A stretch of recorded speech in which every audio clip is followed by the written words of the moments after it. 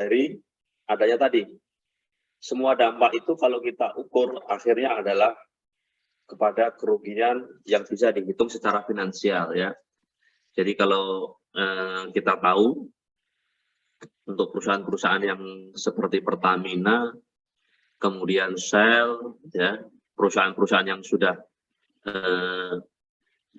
PV yang sudah go public ya, itu apabila terjadi kecelakaan kerja, ada accident, itu selalu berdampak kepada nilai jual perusahaannya. Jadi sahamnya akan turun, biasanya seperti itu. Nah itu mengakibatkan kerugian para investor. Nah ini yang dihindari. Kenapa? Kalau kita survei ke perusahaan-perusahaan yang sudah go public, itu secara safety akan sangat ketat sekali.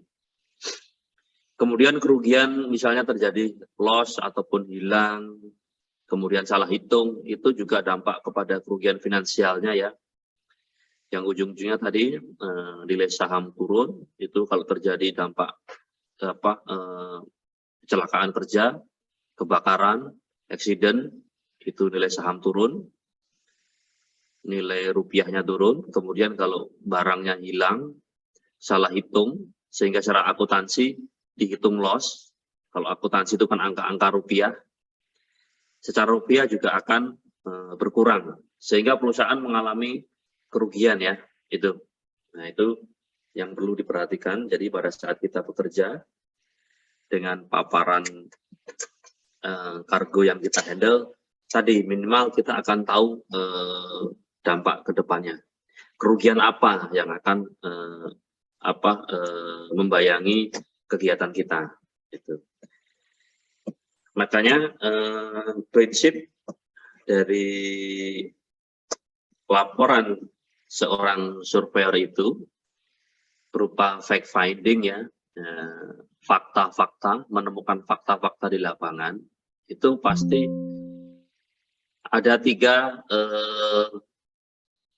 sekurang-kurangnya ada tiga laporan yang harus diberikan untuk fact finding. Yang pertama itu berkaitan dengan kerugian waktu, ya kan?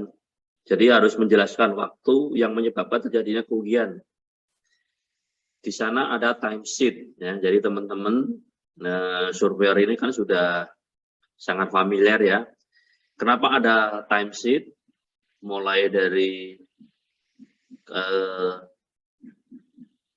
drop anchor, kapal tiba, ya kan, seterusnya. Nah itu dicatat karena berkaitan dengan waktu sewa, ya. Jadi kapal itu punya waktu sewa, jadi kapal itu tidak bisa santai-santai di tengah ya, karena dia butuh listrik, butuh BBM, butuh makan kru, ya. Kemudian kalau dia terlambat, dia punya target dalam 1 tahun itu harus berapa voyage, atau kalau truk itu berapa rate ya, rate-nya berapa kali dalam setahun. Nah itu mereka sudah punya target. Kalau terjadi keterlambatan itu voyage-nya berkurang, artinya pemasukan perusahaan kapal itu juga berkurang. Nah, jadi berkaitan dengan sewa, di situ akan dijelaskan juga dalam kronologisnya, timesheet, gitu ya. Itulah kenapa teman-teman harus care dan aware ya dengan pengisian timesheet ya. Kalau ada kejadian yang bisa menyebabkan delay, misalnya terminal terlambat, ya kan, yang disebabkan oleh terminal, ya harus dicatat dari jam berapa sampai jam berapa ada kegiatan yang menyebabkan keterlambatan untuk proses loading ataupun discharge, ya itu. Nah, yang kedua berkaitan dengan kerugian tadi, terkait dengan kerugian di timesheet juga. Kerugian yang saya jelaskan tadi, misalnya terjadi accident, kecelakaan, itu kan menyebabkan molor ataupun batalnya proses bongkar muat, itu juga harus dicatat di dalam timesheet. Nanti dari timesheet itu akan dijelaskan lebih detail dalam letter of protest ya. Jadi siapa yang menyebabkan kesalahan itulah yang harus dijelaskan dalam dokumen yang namanya letter of protest. Jadi letter of protest itu adalah kelanjutan penjelasan ya. Kelanjutan dari penjelasan satu, dokumen timesheet. Yang kedua yaitu dokumen yang menjelaskan tentang jumlah atau quantity report. Nah, quantity report itu kan asalnya dari form ya, form sounding ya. Ada short tank measurement, ada ship alerts. Nah, itu muaranya dokumen 2 itu adalah lampiran dari quantity report. Nah, quantity report bisa dalam bentuk bill of lading dan quantity report receive atau penerimaan yang ada di darat maupun di kapal ya. Nah, itu yang harus dijelaskan. Jadi pertama tentang timesheet, yang kedua tentang quantity report ya. Apabila terjadi ketidaksesuaian, penjelasannya ada di letter of protest ataupun notice of apparent discrepancy ya. Jadi notice kepada semua pihak bahwa terjadi perbedaan. Nah, itu penjelasannya di sana. Atau kadang-kadang teman-teman juga membuat tambahan kronologi itu untuk lebih detail lagi ya, fact finding-nya lebih detail gitu. Kemudian yang ketiga, dokumen yang pertama itu adalah terkait dengan kualitas atau certificate of quality ya. Jadi yang pertama itu ada timesheet, certificate of atau report of quantity. Yang ketiga itu terkait dengan kualitas, certificate of quality. Jadi tiga tadi, ada waktu, ada jumlah, ada kualitas. Kenapa kualitas ya? Kalau jumlah sudah tahu ya, kalau jumlahnya kurang berarti berkurang ya, barangnya berkurang berarti ada kerugian ya. Kalau kualitas, jelas kalau kualitas ya, misalnya saudara beli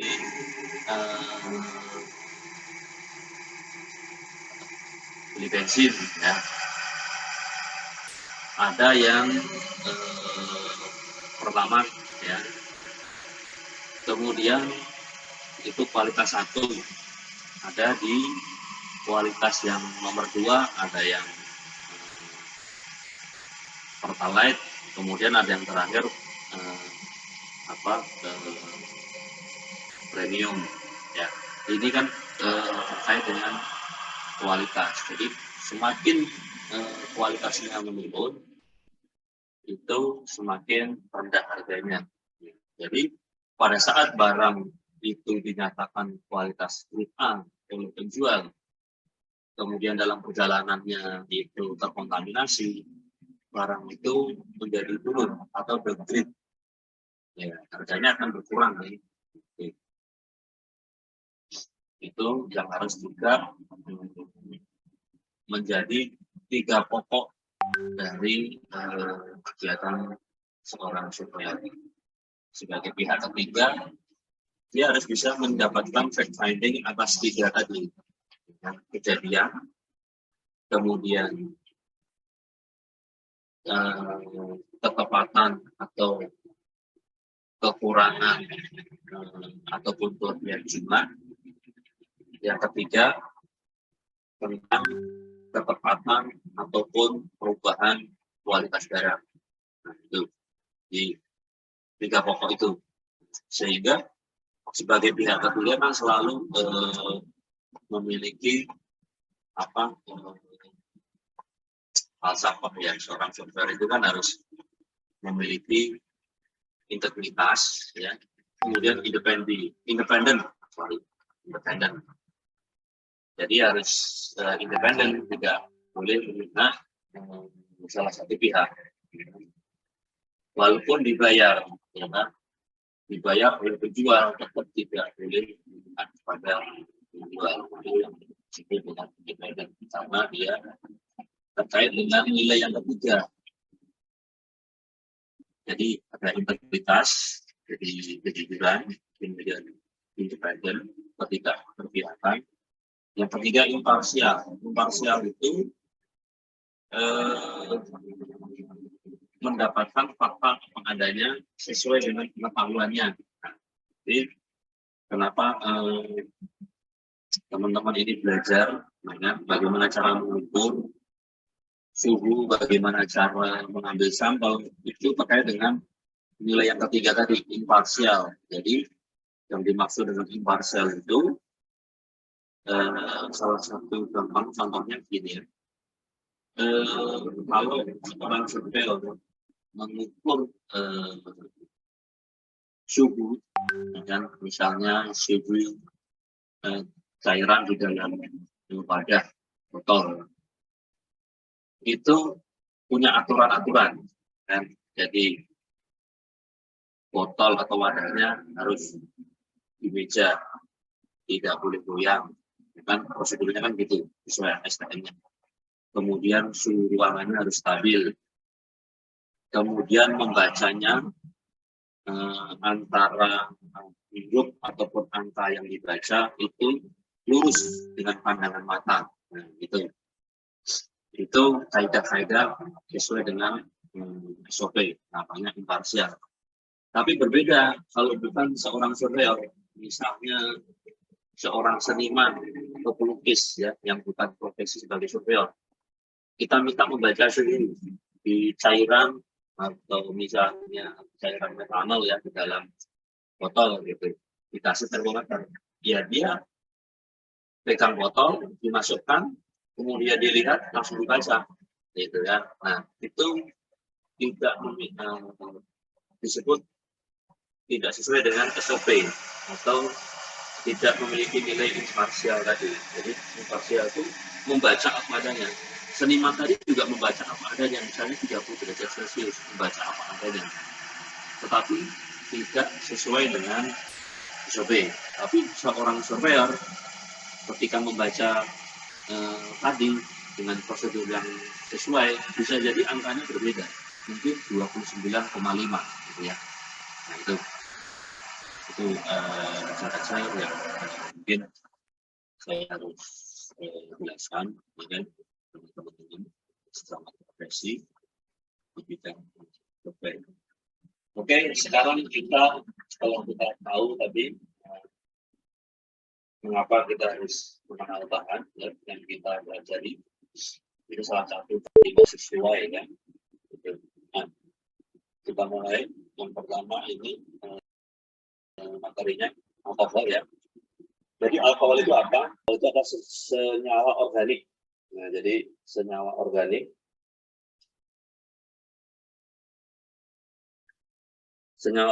dengan satu atau lebih gugus oksigen dan hidrogen. Oke. Ini secara pengertian secara teorinya, mungkin teman-teman juga dibaca saja. Kalau sering-sering dibaca nanti lama-lama mengerti, tapi kalau sekali dua kali mungkin akan kerepotan karena mungkin backgroundnya juga tidak semuanya surveyor itu dari sekolah IPA ya, pengetahuan alam. Jadi mungkin ada yang IPS dan sebagainya. Atau pelajaran-pelajaran ini sudah lama sekali ditinggalkan ya, mungkin SMA kelas 3 ya, sekarang sudah sekian puluh tahun. Mungkin yang dikenal itu alkohol itu ya yang sering dijumpai itu minuman keras ya, kemudian alkohol untuk antiseptik yang ada di rumah sakit, ataupun yang alkohol yang untuk ini apa penerangan ya, lampu petromak zaman dulu gitu kan. Nah, itu salah satu jenis-jenis alkohol. Nah ini jadi alkohol itu cairan tadi ya, dari beberapa cairan itu dibedakan dari mananya, dari jumlah ikatan OH-nya ini. Nah OH ini ya kan pada rantai C atau karbon. Nah nanti ini yang berbeda. Oke. jenis-jenis alkohol. Nah, ini ada mono. Jadi kalau teman-teman mendapatkan istilah mono, mono itu berarti satu ya. Mono satu, poli banyak, ya kan? Ada poliklinik. Nah, itu banyak di rumah sakit. Nah, poli itu banyak, mono itu satu. Seperti juga audio kita, kalau mono berarti kan satu ya. Oke. Sebentar, mungkin saya take down dulu. Saya akan jelaskan rantai karbon itu seperti apa ya. Sebentar.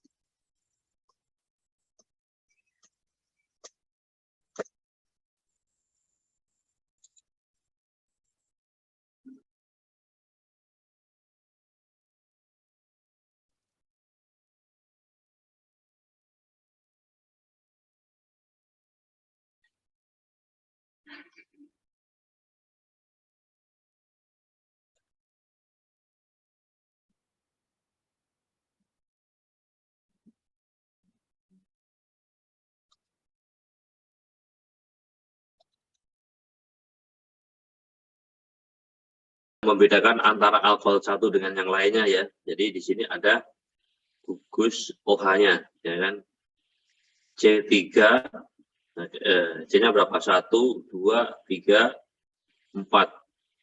C4 hanya berapa? 1, 4, 9. C4 9 OH, ya kan? Butanol ya. Ini dalam bentuk pelajaran senyawa kimia ini. Nah, ini nggak usah terlalu detail juga. Tapi yang teman-teman nanti kalau MS itu akan melihat seperti ini, ya kan? Ini ada rantai karbon, kemudian ini ikatan dengan gugus oksigen hidrogen tadi.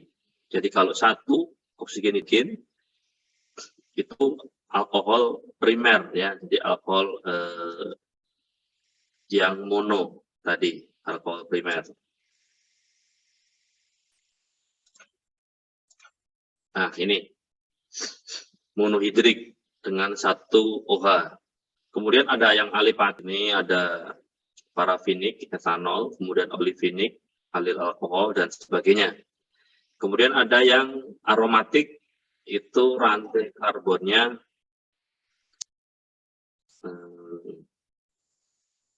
sebentar saya carikan.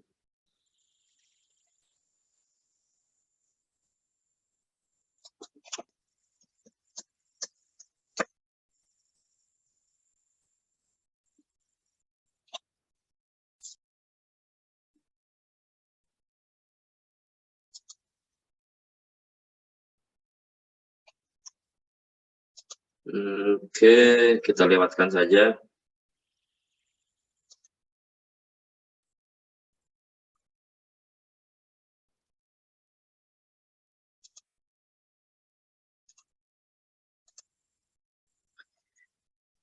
Kemudian ada yang 2 oksigen hidrogen, kemudian ada yang 3, ini contohnya ada glikol ya, kemarin yang lagi heboh ya itu sebagai pelarut. Ethylene glycol, bukan ethylene glycol, lupa saya, berbahaya itu. Kemudian ada polihidrik ataupun poliol. Oke. Nah, ini umum karakteristiknya 1, jadi semua alkohol ini pada umumnya adalah mudah larut dalam air. Jadi makin panjang rantai karbonnya, makin terbanyak. Jadi kalau jumlah atom C-nya itu makin banyak, tidak mudah larut dalam air. Nah, nanti kita cek. Jadi kalau kita membaca karakteristik ini bisa ditemui di dalam MSDS ya. material datasheet itu kalau kita baca mudah larut dalam air, itu berarti kita harus hati-hati ya. Kalau kita survei itu jangan sampai ketika kita melakukan tank inspection itu ada air di dalam tangki ya. Karena nanti kita lihat di dalam kualitas metanol nanti bisa terlihat itu seberapa besar kandungan impuritas.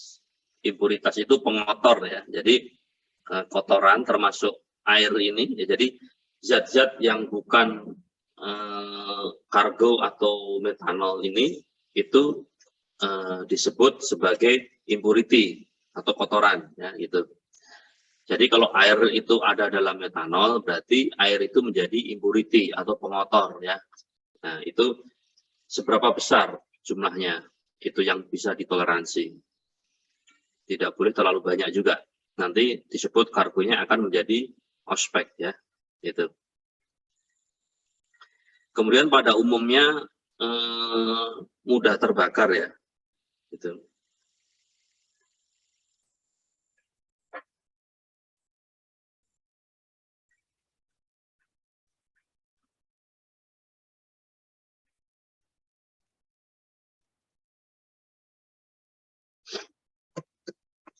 Makin panjang atau besar rantai karbon, makin sulit untuk terbakar ya. Kemudian mudah teroksidasi. Ini artinya alkohol itu mudah bereaksi dengan oksigen ya. Jadi kita tahu kan kebakaran ya kan, kalau zat-zat itu terbakar itu membutuhkan oksigen. Jadi alkohol juga sama, zat yang mudah bereaksi dengan oksigen. Ketika ketemu dengan panas, ketiganya menjadi api ya. Gitu. Kemudian metanol paling beracun di antara alkohol alifatik. Jadi metanol tadi yang rantai karbonnya 1 itu paling beracun. Ya. Kemudian alkohol lainnya seperti aromatik atau fenol itu sangat kuat daya racunnya. Di sini makin panjang rantai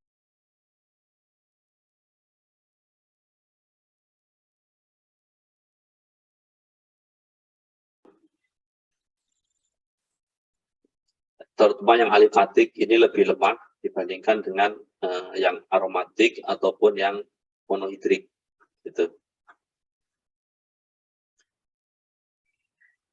Kemudian karakteristik yang lain, gugus OH dapat didistribusi. Jadi kita skip, bisa dibaca saja, nggak perlu dihafalkan.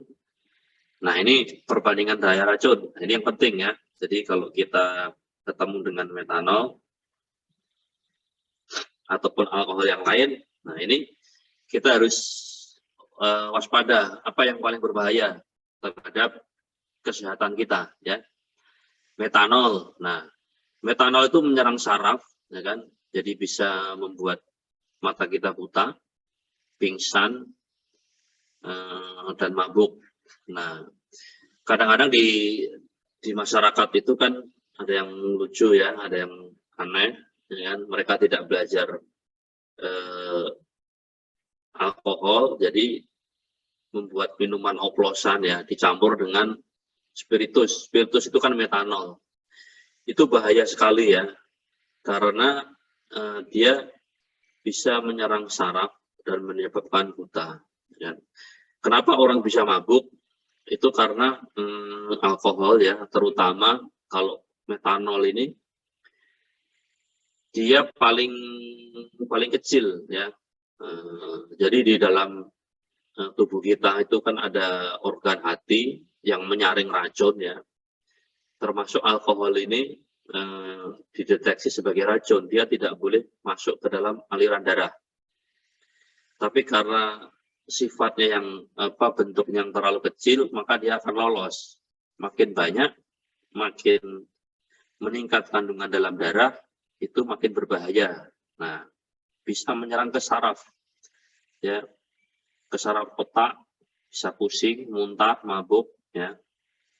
Nah ini, termasuk juga di sini etanol sebagai minuman, itu ada ambang batas, ya.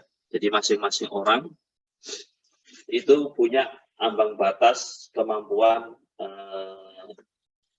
sendiri-sendiri yang berbeda, ya. Jadi nggak bisa disamakan. Ada orang yang sedikit terpapar dengan alkohol sudah pusing, ada yang banyak pun masih kuat, gitu ya.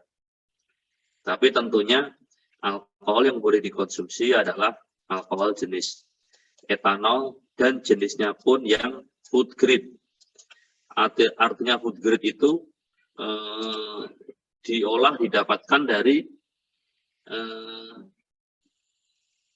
makanan, ya, bahan-bahan makanan seperti beras, ketan, kemudian buah, ya, nanas, anggur, ya, itu yang boleh dikonsumsi. Karena kalau alkohol etanol itu dari bahan-bahan petrokimia, ya kan, dari gas itu nanti impuritas atau kotorannya itu juga menjadikan lebih berbahaya lagi, jadi tidak boleh dikonsumsi. Oke, lanjut. Kemudian ada alkohol yang lain, ini yang tidak berbahaya, ya. Isopropil alkohol, nah ini tidak berbahaya, mungkin hanya iritasi kulit, kemudian daya racunnya lemah.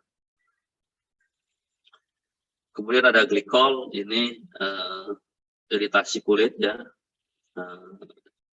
sedikit beracun, ya. Tapi juga harus ada ambang batas, ya, kan? Tidak boleh juga terlalu banyak, bisa berbahaya. Tubuh juga tidak mampu, ya kan? Apalagi anak-anak, ya, gitu ya. Nah. Kemudian ada yang paling berbahaya yaitu fenol. Nah, fenol ini bisa menyebabkan kematian. Nah, ini harus diwaspadai. Nah, untungnya itu sampai sekarang itu jarang, ya. Fenol ini ya jarang dimintakan untuk survei. Jadi karena termasuk barang-barang yang jarang diperdagangkan dengan pengawasan, ya. Oke. Yang pertama, metanol, ya. Ini alkohol yang paling sederhana. C-nya 1, ya. Makanya tadi paling kecil, mudah masuk ke dalam darah, ya. Sulit untuk dibuang di hati. Nah, ini. Kemudian senyawa polar atau mudah larut dalam air. Jadi kalau alkohol ini ketemu air akan larut. Mudah dioksidasi. Nah, ini reaksi-reaksinya kita skip. Ini produksinya bisa didapatkan dari gas alam, ya. Nah, makanya pabrik metanol itu dari gas alam atau CH4, C-nya 1, ya. Ini ada di daerah Bontang, ya. Itu Kaltim metanol, ya. Tuh. Oke.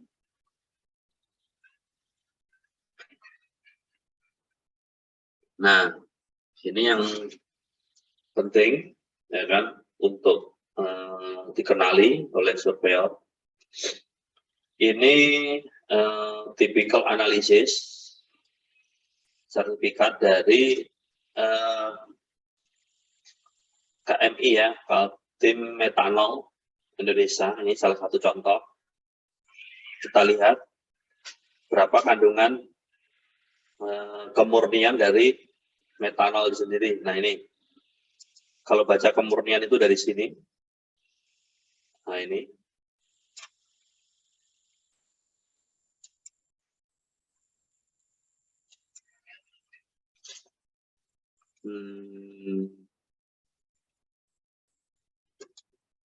Nah, ini ya kemurniannya.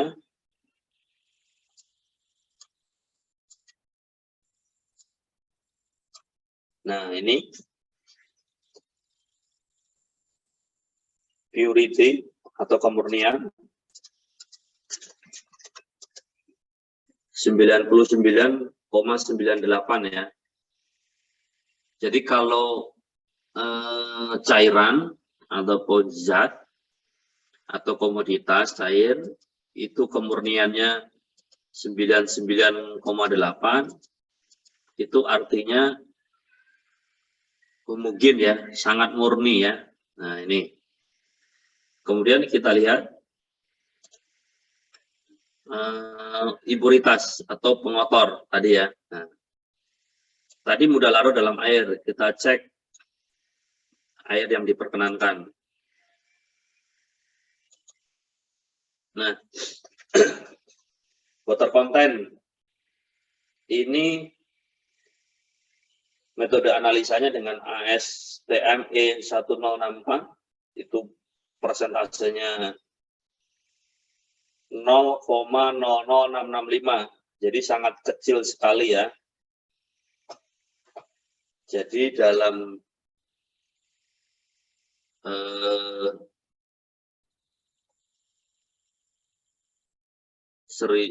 ton itu hanya berapa? Dibagi 0,00 itu berarti 6 kilo dibagi 100. Hanya 6 gram ya. Nah, hanya 6 gram air ya. Nah, itu. Jadi toleransinya hanya sebanyak itu, jadi harus hati-hati kalau ketemu air. Oke. Yang lainnya misalnya di sini warnanya kalau kita inspeksi. Nah, warna misalnya karakteristik free of foreign odor. Jadi jernih aja, warnanya jernih ya, bebas dari warna-warna zat asing ya. Nah itu maksudnya ya. Jadi nggak ada warna kuning karena apa, warna ini ya, karena warna jernih aja gitu ya. Oke. Kemudian dalam alkohol tadi, dalam metanol itu yang diproduksi di KMI itu ternyata juga ada kandungan etanolnya. Nah ini etanolnya sekian ya, 2,96 miligram per kilogram. Nah, jadi sangat sedikit sekali. Oke. Jadi kalau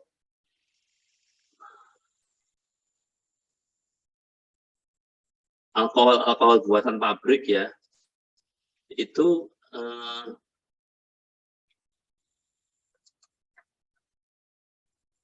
tidak ada yang 100% murni ya, ini ya, nggak bisa ya 100% murni gitu, nggak bisa ya. Jadi tetap pasti ada kotorannya, ya kan? Cairan murni itu hanya bisa didapatkan di hasil laboratorium ya, nggak bisa dari pabrik. Nah, hanya produksi laboratorium. Oke. Nah, jadi bisa dipahami kalau ketemu cairan seperti metanol tadi, yang kita lihat, oh, karena kan kita kapal itu kan dicuci dengan air ya, oh berarti harus bebas dari air, ya kan?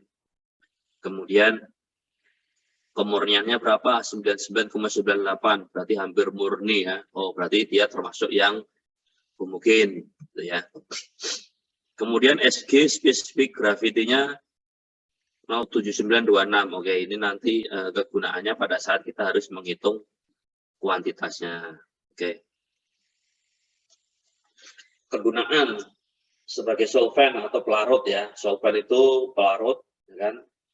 Untuk mengekstrak ataupun untuk pembersih, cleaning agent, jadi untuk membersihkan alat-alat misalnya laboratorium ya, agar bebas dari minyak ya, lemak, itu bisa menggunakan alkohol. Ataupun alat-alat misalnya kedokteran bisa menggunakan metanol ya, selain membersihkan juga membunuh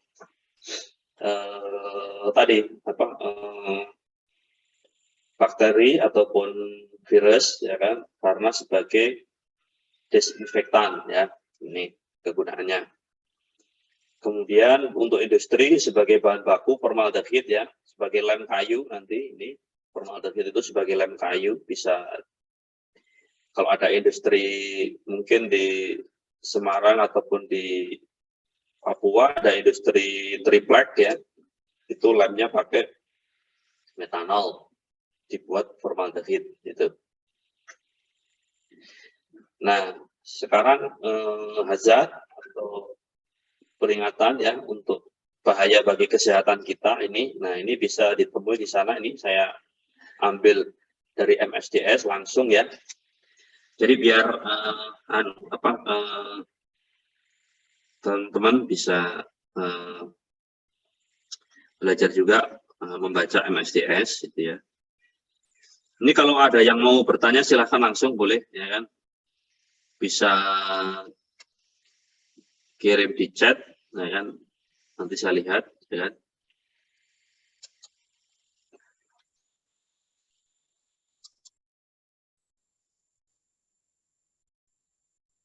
Oh, materinya sudah terlihat belum? Sudah, Pak. Oke, sudah ya. Oke.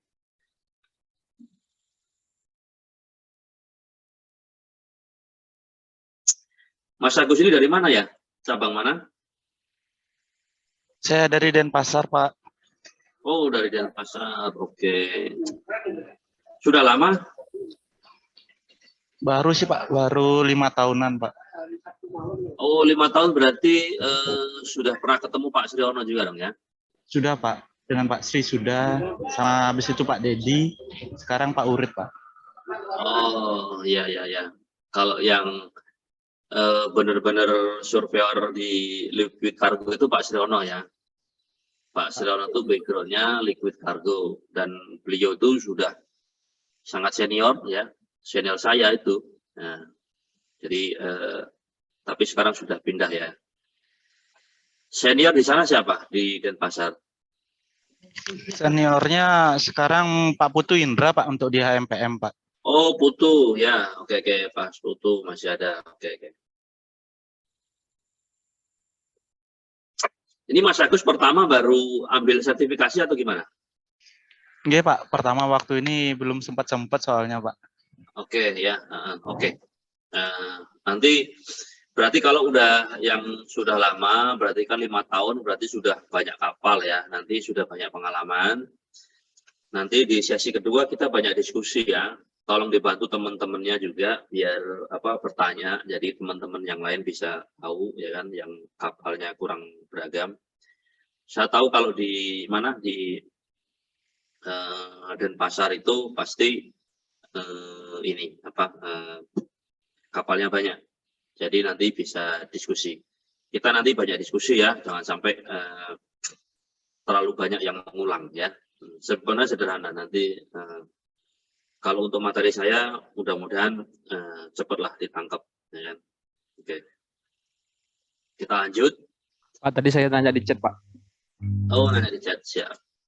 Iya, Pak. Langsung aja saya tanya, Pak.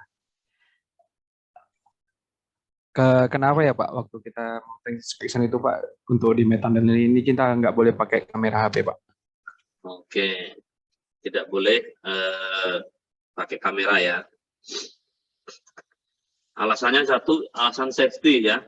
Di mana-mana itu kalau mengambil gambar itu kan ada kilat blitz ya, alat-alat handphone kita itu ketika menyala ataupun dinyalakan itu kan ada sinar blitz itu akan berbahaya ya di industri seperti yang terpapar oleh uap yang mudah terbakar.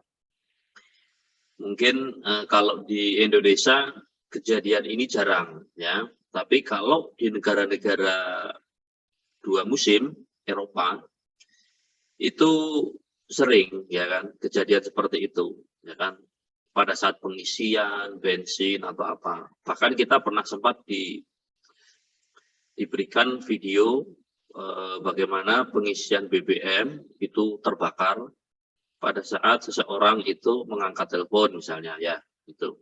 Jadi penggunaan alat-alat yang istilahnya approve, sudah approve anti kebakaran, apa namanya? Saya agak sedikit lupa istilahnya ya. Sebentar, nanti kalau saya ingat, saya ini agak sedikit lupa saya istilahnya itu. Jadi setiap alat yang digunakan untuk industri misalnya petroleum itu harus sudah approve, jadi sudah di approve ya kan, sesuai standar, ada standar keamanannya itu. Jadi kalau handphone kita kan pasti tidak approve itu kan, kalau harus approve pasti mahal ya. Itu kamera yang boleh digunakan itu kamera yang safety-nya itu sudah approval, itu satu alasannya. Yang kedua bisa jadi itu adalah privasi ya. Jadi kita tidak boleh memfoto aset privasi masing-masing perusahaan. Misal di Pertamina nggak boleh ya kan, itu adalah titik aset Pertamina misalnya. Tapi alasan utama tadi yaitu adanya bahaya, ya kan, kebakaran yang paling utama. Di dalam tangki itu tentunya masih banyak uap-uap yang tersisa, ya, itu sehingga tidak diperkenankan untuk memfoto dengan handphone, apalagi handphone biasa. Nah, kamera pun harus khusus, ya, nanti. Oh, fire approve, ya, harus fire approve, ya. Itu merujuk ke ASTM berapa. Jadi kalau kita produksi itu harus di approve dulu, baru boleh digunakan di kondisi khusus. Jadi kondisi di dalam tangki itu kan kondisi yang khusus ya, beda dengan kondisi di luar area kilang misalnya ataupun kapal. Itu ya jawabannya ya. Ya Pak, terima kasih Pak. Banyak lagi yang mau ditanya sih Pak. Siap. Oke, sekarang kita lanjut untuk Izin bertanya boleh Pak? boleh ya. Mau tanya Pak, untuk bahan solvent itu Pak untuk pembersihan atau untuk ekstraksi Pak, pada saat cleaning tangki itu kan Pak, kan kadang kapal itu kan muatannya berbeda-beda Pak. Apakah metode untuk pembersihannya itu berbeda-beda dengan cairan yang berbeda-beda juga Pak? Terima kasih. Ya, jadi setiap kapal itu ada istilahnya yang salah satu metode untuk cleanliness ya, metode cleanliness atau inspeksi kebersihan tangki itu salah satunya adalah memverifikasi riwayat kargo, ya kan, riwayat kargo. Jadi ada trilas kargo dicatat, ya kan. Makanya di form itu kan ada kan trilas kargo. Nah, kemudian di sana juga ada yang namanya cleaning method.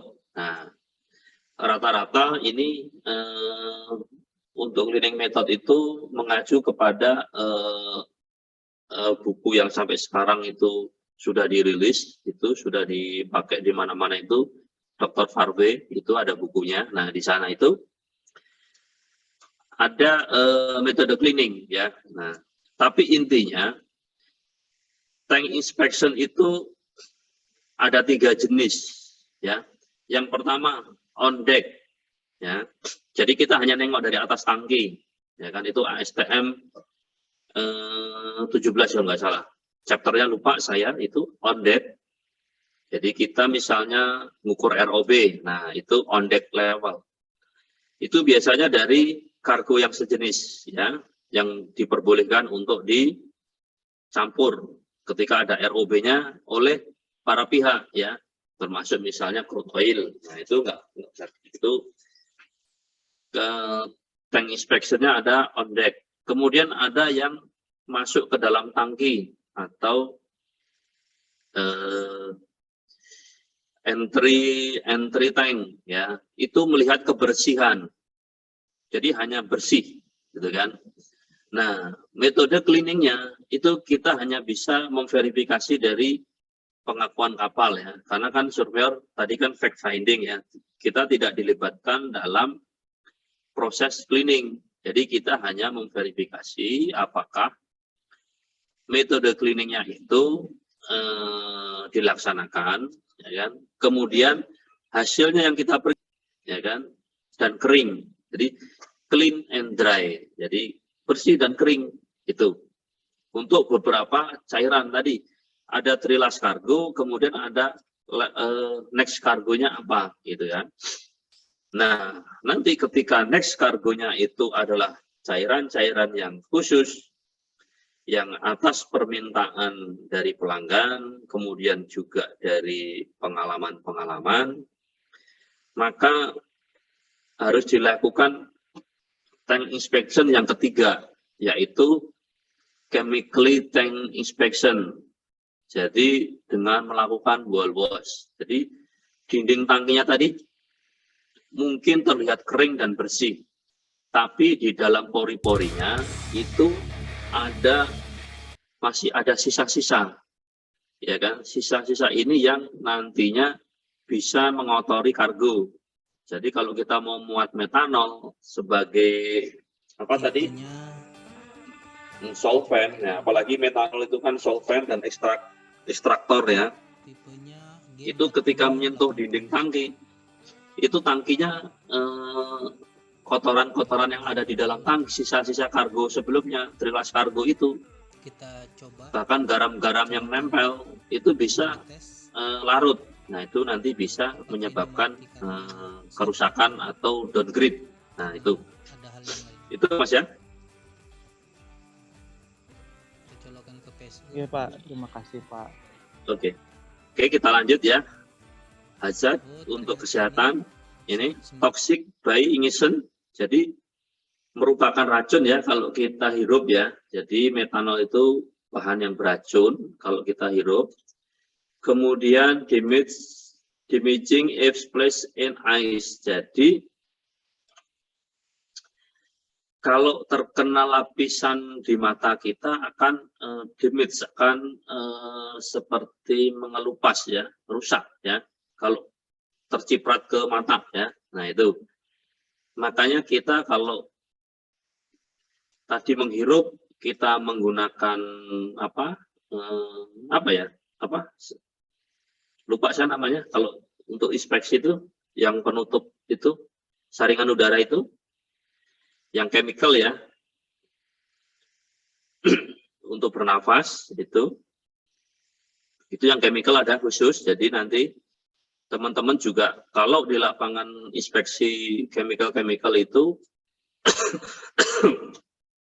ini harus respirator itu harus yang khusus ya, jangan yang biasa-biasa ya. Ada kelas-kelasnya ya, itu harus dicek. Kemudian tidak boleh kena mata ini karena akan mengelupas ya. Ini makanya kita harus pakai kacamata Google. Nah ini konsentrasi uap yang tinggi, nah ini menyebabkan kram, pusing, terus kayak goyang-goyang ya, nggak stabil, ya kan? Kemudian kepala berkunang-kunang ya, ini sangat berbahaya, ya kan? Jadi pada saat kita masuk ke dalam tangki yang ada uap metanolnya, itu nanti pastikan harus ada aliran udara. Jangan pernah masuk ke dalam tangki yang tidak ada udara mengalir ya. Karena nanti konsentrasinya akan tinggi ya ini. Nah, kalau Anda pusing, Anda berkunang-kunang, kemudian Anda jatuh di dalam tangki, kemudian tidak ada yang tahu, nah itu bahaya ya. Ada beberapa kejadian ya di pabrik-pabrik petrokimia seperti ini. Jadi karena terburu-buru, jadi sendirian, tidak ada temannya, terburu-buru, ngecek-ngecek aja, kemudian pingsan di dalam ya, jatuh, kemudian meninggal ya. Jadi pastikan kalau kita tank inspection itu harus ada satu orang di luar, ya. Satu orang di luar penjaga. Itu yang paling gampang, ya. Jadi kalau ada apa-apa yang di luar harus tahu, ya. Tidak boleh langsung karena kita sudah sering terus main masuk, ya. Ini tempat bukan wilayah kantor kita, ya. Oke. Kemudian uap dengan level yang rendah ini bisa menyebabkan sakit kepala, ya, nantinya. Nah, itu. Nah, dampak kronisnya, dampak jangka panjangnya ini sistem saraf pusat kita, ya, otak itu, kemudian optik, penglihatan tadi, kemudian organ dalam seperti hati, ya, itu bisa terdampak, ya. Ini berbahaya dalam jangka waktu yang panjang.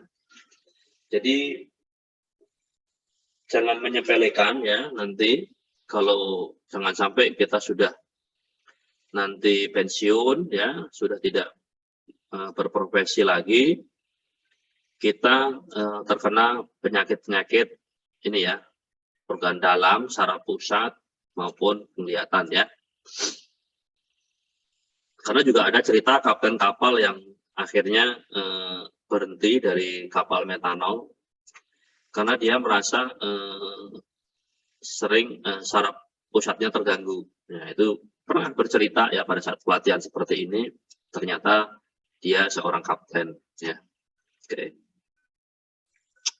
Pertolongan pertama kalau kena mata langsung segera dicuci dengan air bersih, ya. Ini dibilas dengan air bersih. Kalau terhirup segera, ya kan, tadi misalnya ada, pastikan kalau kita inspeksi ke dalam confined space atau ruang-ruang yang terbatas, tertutup, ya, itu harus ada temannya, ya. Jadi harus ada yang bisa memberitahukan jika terjadi kecelakaan. Jangan pernah sendirian, ya. Kemudian kalau kena kulit, ya, disiram. Kalau tertelan, ya, segera minum air yang banyak, ya kan. Pastikan semuanya ini medical attention, jadi medik, ya, ini di pabrik biasanya ada medik, ya, ini ya, pemeriksaan oleh tenaga kesehatan, ya, oleh medik, ya, ini diperiksa. Oke. Tadi untuk metanol, kemudian sekarang etanol, ya. Nah, ini contoh bahan yang kedua itu etanol. Oke, sebentar. Saya tak ke belakang sebentar, ya.